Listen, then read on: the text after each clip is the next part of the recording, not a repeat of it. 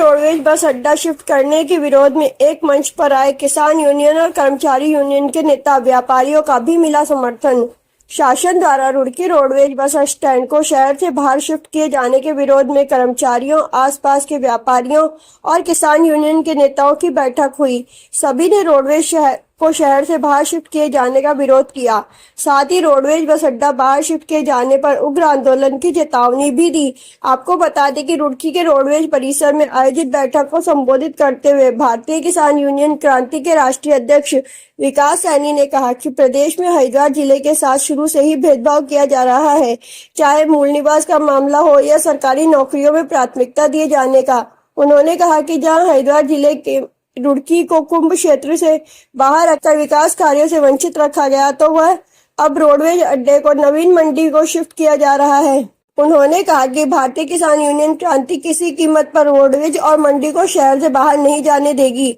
उत्तराखंड परिवहन निगम कर्मचारी संयुक्त मोर्चा के पदाधिकारियों ने कहा कि 1986 से यह बस अड्डा यहाँ पर है और शहर की पहचान है। इसके साथ ही IIT, CBRI, NIH आदि जैसे राष्ट्रीय अंतर्राष्ट्रीय संस्थान यहाँ है। रोडवे शिफ्ट होने से छात्र छात्राओं को परेशानी होगी। इसके साथ ही इसके सहारे चल रहे होटल, रेस्टोरेंट आदि के सैकड़ों संचालक बेरोजगार हो जाएंगे। बस अड्डा शहर के से करीब 7 किलोमीटर दूर शिफ्ट किया जा रहा है। लोगों को वहां आने जाने में काफी पैसा खर्च करना पड़ेगा। इसके साथ ही देर रात आवागमन भी बहुत मुश्किल हो जाएगा। कि आप देख रहे होंगे कि हल्लू बजरा, हद्दीवाड़ा किधर ये पूरा सब इतनी दूर दूर तक का एक आदमी इस रुड़की क्षेत्र का, भगवानपुर विधानसभा का, जबरेड़ा विधानसभा का एक आदमी भी ये नहीं चाहता कि रोडवेज अड्डा यहाँ से हटे। ये रुड़की की शान है, रुड़की की शान रहना चाहिए। आप ये देखो कैसा हमारे बच्चे, जैसे यूनिवर्सिटी में विदेशों तक के बच्चे हैं यूनिवर्सिटी में, तो वो वहां जाएंगे भाई। रात को अगर 1 बजे किसी को दिक्कत होगी, उसे घर जाना अपने, तो वो कहाँ जाकर बैठेगा। आज तो यही कहीं इतनी बड़ी सुविधाएं हैं। मतलब एक तरफ तो सरकार को जनहित में काम करना चाहिए, ये अहित में काम कर रहे। मतलब जो जनता को जिस चीज में लाभ है वो काम करना चाहिए। तो जनहित को देखते हुए रोडवेज अड्डा 1 फीट भी यहाँ से सरकना नहीं चाहिए। देखिए ये राजनीतिक लोगों का इसमें निजी स्वार्थ के कारण इन्होंने बड़े बड़े जो मॉल खोलने वाले लोग हैं, व्यापारी हैं, जो उन्हें ये जगह बेच दी। रुड़की मंडी और ये नक्शे तक इनके तैयार हो गए।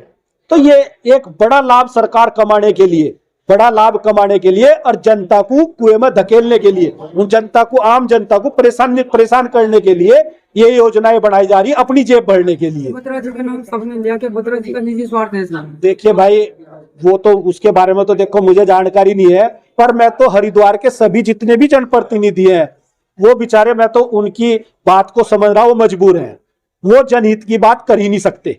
जितने भी हमारे यहाँ हरिद्वार जिले के जनप्रतिनिधि हैं, सभी से मेरी भावना, मतलब मेरा ये समझ लो उनके प्रति ये सम्मान है कि भाई, सम्मान मान लो या कुछ भी मान लो, कि वो हरिद्वार जिले की जनता की जो मूल समस्या है उनके लिए नहीं लड़ सकते, क्योंकि उनकी भाजपा और कांग्रेस से उनकी बाध्यता है, पार्टी के एजेंडे हैं, वो उनके खिलाफ नहीं चल सकते। आज भाजपा और कांग्रेस का सिर्फ एक ही मकसद है कि हरिद्वार के लोगों की जेब कैसा खाली की जा, इन्हें कैसा परेशान किया जा, इन्हें कैसा शिक्षा से वंचित रखा जा, इन्हें कैसा चिकित्सा से वंचित रखा जा, कैसा किसान को परेशान किया जा।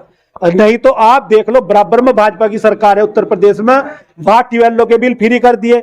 जिन किसानों ने बिजली का बिल जमा कर दिया था उनका वापस दिया। तो कहीं ना कहीं यहाँ की सरकार की मंशा हरिद्वार के जिले के जनता को लेकर खराब है। लगा रहे के बत्रा जी का स्वार्थ है इसलिए बस अड्डा। हाँ, इसमें जो हमारे संज्ञान में आया, संगठन के सभी रुड़की डिपो के कर्मचारियों के द्वारा एक मोर्चा बनाया गया है। उसमें शासन की जो 17 मई को एक मीटिंग है बस अड्डा शिफ्ट करने के संबंध में। जब कर्मचारी को पता लगा तो तुरंत कर्मचारियों ने अपनी मीटिंग की, और मीटिंग करने के बावजूद उन्होंने निर्णय लिया कि भाई जो सरकार को जो हमारी कम से कम पीड़ा, यहाँ की आम जन की पीड़ा को समझना चाहिए। और उन्होंने यहाँ के जो मौजूदा विधायक हैं माननीय प्रदीप बत्रा जी, उन्होंने विधानसभा में क्वेश्चन भी पुटअप किया था कि वहां पर जो बहुत जाम लगा रहता है और आए दिन दुर्घटना हो रही है, ये उन्होंने बिल्कुल सरासर गलत कहा। विधानसभा में जो क्वेश्चन उठा वो गलत उठाया, क्योंकि यहाँ पर आप देखें कि बाईपास जो हो, रुड़की बाईपास होगा, उधर से जो भगवानपुर बाईपास इधर वो होगा, जितने सारे बड़े वाहन सारे जो हो बाहर को जा रहे हैं। उधर सोलानी नदी का जो पुल है वो जो हो बंद हो, तो जाम की तो यहाँ कोई है ही नहीं। ये तो उनकी एक मोनोपोली चल रही है कि किसी तरीके से यहाँ से हो अभी जो देख रहे कि तहसील में पार्किंग बनाई जा रही, और यहाँ से उनका कोई सोची समझी तहत के तहत जो एक प्रोजेक्ट कोई बनाया जा रहा है, और बस अड्डा जो अनियंत्र मतलब जो भिजोली बाईपास पर मतलब जो रुड़की बाईपास पर ले जा रहे हैं, जो कि आम जन को बहुत परेशानी। रात के 12 बजे को कोई कर्मचारी कोई महिला इकली वो वहां पर उतरेगी तो कैसा आएगी, 300 रुपये लेगा ये रिक्शा वाला। और पहली बात तो ये उसका अपना जो वो भी सुरक्षित नहीं रहने का, आना जाना भी। तो हमारा यो सरकार से अनुरोध है कि कम से कम जो 1986 तो यो हमारा बस स्टैंड है, और यहाँ पर कोई भीड़ नहीं है, ज्यादा ही कर सकते थे यहाँ तो इसको बड़ा बनवागा।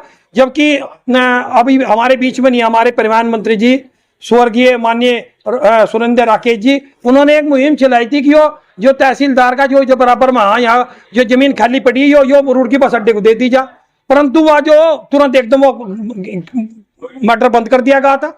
अगर ये समय हो जाता तो बहुत बड़ा बस अड्डा बन जाता। अगर उनको यही वो दिख रहा है तो हमारी कार्यशाला कहीं और शिफ्ट करवा दो और इसे बड़ा बनाकर रुड़की बस स्टैंड यही रहना चाहिए। यहाँ का आम जन को बहुत सुविधा मिलेगी, और अभी यहाँ से रात के 12 बजे भी कोई आदमी उतर जाए तो बड़े आराम से शहर में जा सकता है।